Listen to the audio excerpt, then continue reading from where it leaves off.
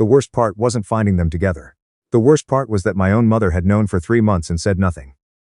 I need you to sit with that for a second before I tell you the rest of the story. Because everything that came after, every decision I made, every bridge I burned, every single thing I walked away from, makes a lot more sense once you understand that. My name is not important. What is important is that I am 34 years old. I work as a forensic accountant for a mid-size firm in Calgary. And 18 months ago I had a fiancée, a house in the Southwest, a best friend known since grade 7, and a family I thought would have my back no matter what. Today I have a condo in Vancouver, a promotion I didn't expect, and exactly zero contact with any of those people. I'm not angry anymore. That's the part that surprises people when I tell them this in person. They expect rage, or grief, or at least some residual bitterness. But mostly I feel like someone who narrowly avoided a car accident. Just this quiet, steady gratitude that I got out before the collision scene was fatal. Let me tell you how it started. Her name was, I'm going to call her my fiancée because that's who she was to me. That's the only title that matters in this story. We'd been together for 4 years. We got engaged on a camping trip near Banff, on the last night, with the kind of sky you only get that far from the city. She cried. I cried. My hands were shaking when I put the ring on. It was one of the best nights of my life. My best friend. I'll call him my best friend because, again, that's who he was supposed to be. Had been in my life since we were 12 years old. We played on the same hockey team in junior high. We drove each other to university. When his dad got sick, I drove 4 hours to sit in the hospital with him. When my grandfather died, he was the one who answered the phone at 2 in the morning. That's the kind of friendship we had. The kind where you stop thinking of it as a relationship and start thinking of it as just a fact of your life, like the weather or your own heartbeat. He lived 20 minutes away. He came over for dinner maybe twice a month. He and my fiancée had always gotten along well. I thought that was a good thing. I thought I was lucky. I was in my office on a Tuesday afternoon when I got a text from a number I didn't recognize. It was short. It said, "You should go home early today." That was it. No name. No explanation. Just that. I sat at my desk for 10 minutes, trying to figure out if it was spam, if it was a wrong number, if it was some kind of joke. But something about it, I don't know how to explain this, something about it sat wrong. I've spent 8 years training my brain to notice when a number doesn't add up. When something is slightly off in a spreadsheet, when a pattern breaks. And something in my gut told me that text was not nothing. I left the office at 3:15. I told my assistant I had a dentist appointment. I parked on the street instead of the driveway. I don't know why I did that. I still don't fully understand the instinct that told me to be quiet when I came through the front door. But I was very quiet. His truck was parked around the corner. I recognized it because of the dent in the rear panel on the driver's side. He'd backed into a pole outside of Tim Hortons 2 winters ago, and we'd laughed about it for a year. I went inside. I'm not going to describe what I found in detail. There are some things I've decided. I don't need to keep reliving just to tell this story. What I will tell you is that they were in the bedroom. My bedroom. And they had absolutely no idea I was home. I stood in the hallway for what felt like a very long time, but was probably about 15 seconds. And I made a decision. I didn't scream. I didn't throw anything. I didn't say a single word. I went back downstairs. I sat at the kitchen table, and I took out my phone. And I opened the voice recorder app. 8 years as a forensic accountant. You learn not to react until you have documentation. When they came downstairs 20 minutes later, still clearly mid-conversation and not expecting anyone, they stopped dead when they saw me sitting there. My fiancé went white. He looked at the floor. I said, "Sit down." They sat. The conversation was recorded, all 45 minutes of it. And here is what I learned in those 45 minutes. It had been going on for 8 months. 8 months. Not a fling. Not a moment of weakness. 8 months of scheduled meetups while I was at work. 8 months of deleted texts. 8 months of him sitting at my dinner table and looking me in the eye. At one point I asked her directly, "Were you going to tell me before the wedding?" She said she didn't know. I asked him, "Was there a single moment in 8 years where you felt bad about this?" He said he did feel bad. He said it like that was supposed to mean something. I asked them both to leave. He left without another word. She asked if we could talk more. If I would give her time to explain. I told her the conversation was over and that she should take what she needed for the week and make other arrangements. She left crying. I sat alone in my house for about 2 hours. And then I called my mother. Here is the part I need you to understand.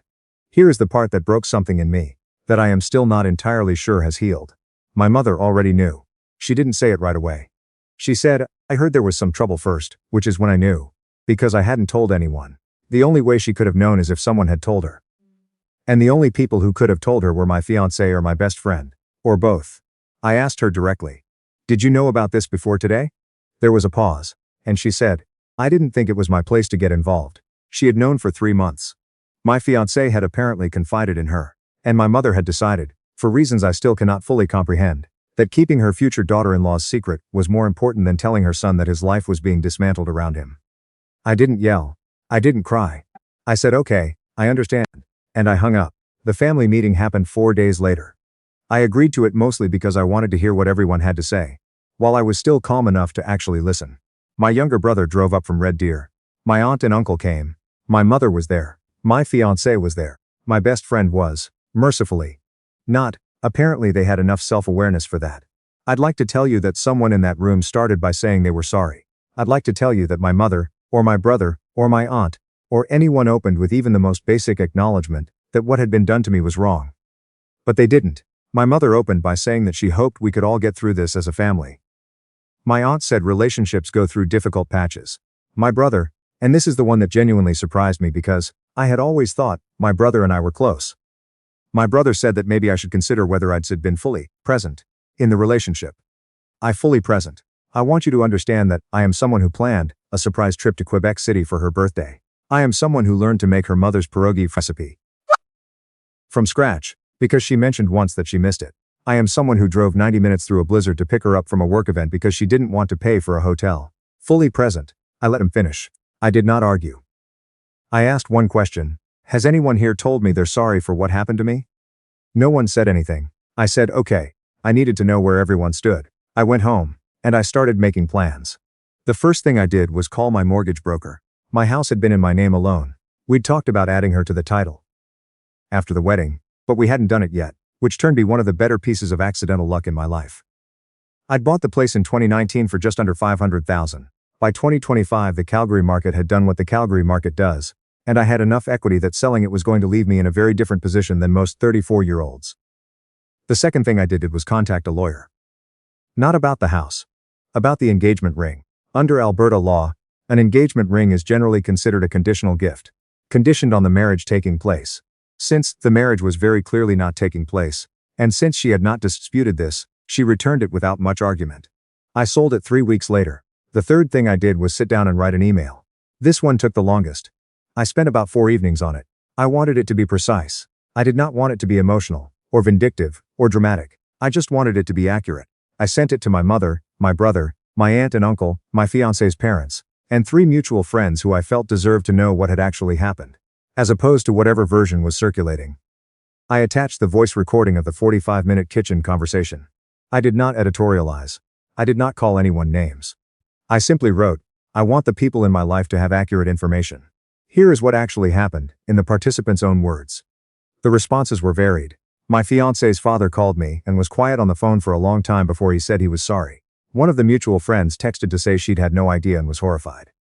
My aunt sent a message saying I was being vindictive, and that sending the recording was a violation of everyone's privacy. My mother called and said I was tearing the family apart.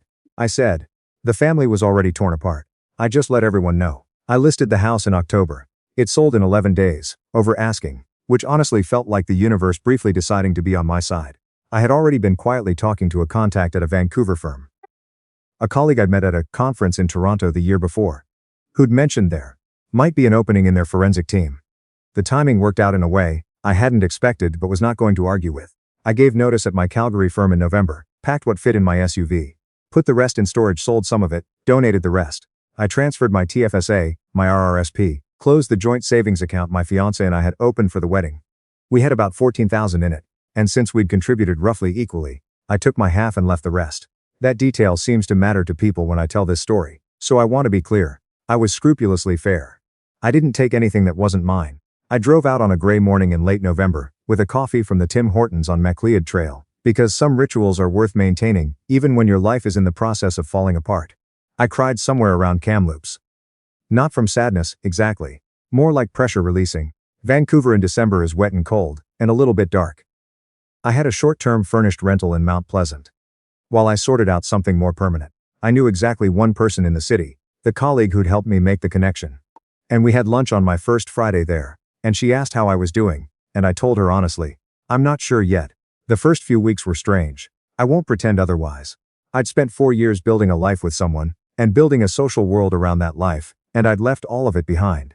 My phone was quiet in a way it hadn't been in years. I didn't miss the drama. But I missed the texture of having people who knew me, the way you can walk into a room and not have to explain your own history. I threw myself into work. The new firm was a good fit in a way my old firm hadn't been for a while. The caseload was more complex, the team was sharp, the management actually listened when people had ideas. I found myself looking forward to Monday mornings, which was a feeling I hadn't had in some time. I changed my phone number in January. I set up a new email for personal use. I'm not going to pretend this was for any reason other than the obvious one. I needed to stop receiving messages that made me feel like garbage, and that I wasn't equipped to deal with while also trying to build a new life. My fiancée had been reaching out regularly. My best friend had tried calling, maybe a dozen times. My mother had sent a series of emails that ranged from upset to guilt-inducing to, eventually, simply asking for recipes we'd made together over the years, which I found oddly moving in its own sad way. I didn't respond to any of them. There was nothing I wanted to say. Everything I needed to say, I had already said in that kitchen. And everything that needed to be documented, I had already documented. Spring in Vancouver is something else. I want to say that first. The cherry blossoms on the streets in Kitsilano. The way the North Shore mountains finally clarify after months of cloud. The particular quality of light coming off the inlet on a clear morning. It genuinely helped. I am not someone who usually notices that kind of thing, but I noticed it that spring, because I had been so starved for anything beautiful, that my brain started cataloging it. I signed a lease on a proper apartment, in March. 2 bedrooms, because I figured I was finally in a position to have an actual room instead of making people sleep on an air mattress in the living room.